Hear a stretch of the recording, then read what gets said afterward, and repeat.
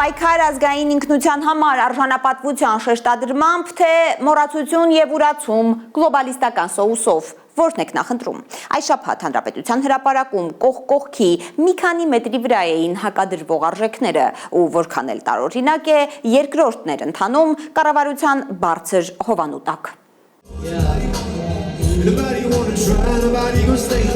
Քաղաքացու օրներ հաջորդում հայոց ցեղասպանության 111-րդ տարելիցին։ Տարվա գլխավոր համերգային ծրագրի փորձն էր ընդհատվում պայքար վանկարկումներով։ Պայքար, որ վարչաբենդի գլխավոր սոլիստի սրտով չէ։ Հանուն հայ ինքնության պահպանման։ Իր քարտուղարուհու շուրթերով նա դատապարտել է Թուրքիայի դրոշի այրումը, սադրիչ, լարվածություն հրահրող վարքագիծ անվանելով դա։ Մեր հաու հավես, ժողովրդի վիճակը ինչ է, իր հավեսը ինչ։ Դա ևս մի անգամ ապացուցում է, որ մենք ինքը ու ժողովուրդը լրիվ տարբեր ենք։ Ղարաբաղյան շարժումը չշարունակելու իր որոշումը ժողովրդի գրպանը գցածը հիմա էլ ցեղասպանության միջազգային ճանաչումից հրաժարումն է փորձում մարդկանց վզին փաթաթել։ Ձեր Հայաստանի Հանրապետության քաղաքացիների պատգամով մենք վճռականություն ենք դրսևորել առավել խորությամբ հասկանալու մեր ժողովրդի անցյալում ապրած ու պարբերաբար կրկնվող պատմությունը։ Ձեր հերոսացիով տեսնում ենք անմիջապես փոխում ենք ալիքը, որ ոչ շան դեմքը տենանք, ոչ շան խոսույթը լսենք, ամոթիրը։ Զզված է փողոցը ժողովրդին հանցակից դարձնելու Փաշինյանի փորձերից։ Հայաստանի Հանրապետության ժողովուրդը գնում է այս ճանապարհով։ Հայաստանի Հանրապետության ժողովուրդը Փաշինյանին հիշեցնում է, իրեն մանդատ է տվել 2021-ի նախընտրական ծրագրի համար։ Այդ ծրագրում անգամ Շուշիի եւ Հադրութի դեօկուպացիայի խոստումն էր ամրագրված։ Այդ ծրագրում առաջնահերթություն էր հայոց ցեղասպանության միջազգային ճանաչումը։ Եթե մոռանում ենք, ուրեմն մոռանանք նաեւ որ հայ ենք։ Հա, մոռանանք որ նաեւ հայ ենք։ Դե թող ինքը մոռանա, որ ինքը Փաշինյանն է։ Թող մոռանա, ես չեմ վախենում։ Թող ինձ հենց հիմա բռնեն, ինչ ուզում են անեն։ Ոնց կարելի է մոռանալ։ Ոնց։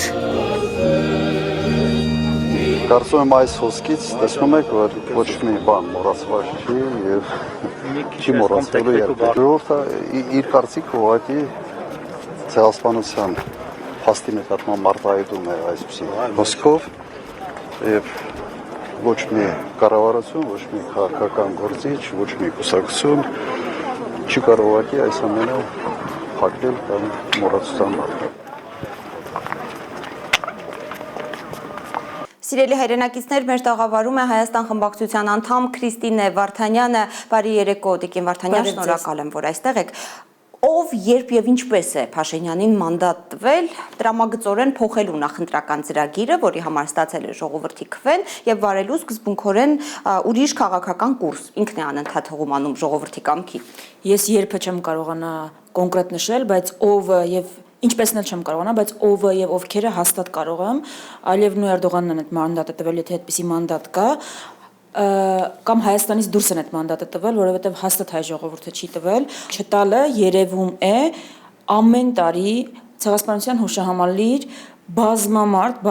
բազմահազարանոց երթով եւ ապրիլի 23-ին եւ ապրիլի 24-ին ու ամենահետաքրքիրն է, որ Փաշինյանի կառավարման տարիներին ապրիլի 24-ի նախօրեին տեղի ունեցող ջահերով երթը էլ ավելի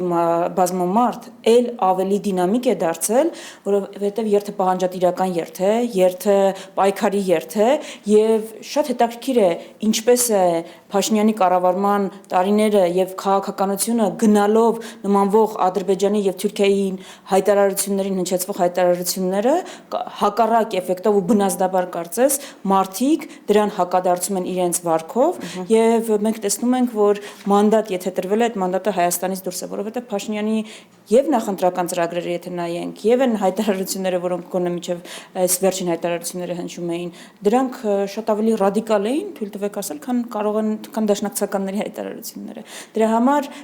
սա հերթական մանիպուլյացիան է որ իրեն մեր ժողովուրդը այդպիսի մանդատ է տվել եթե որևէ մեկը տվել է դա մեր երկրից դուրս է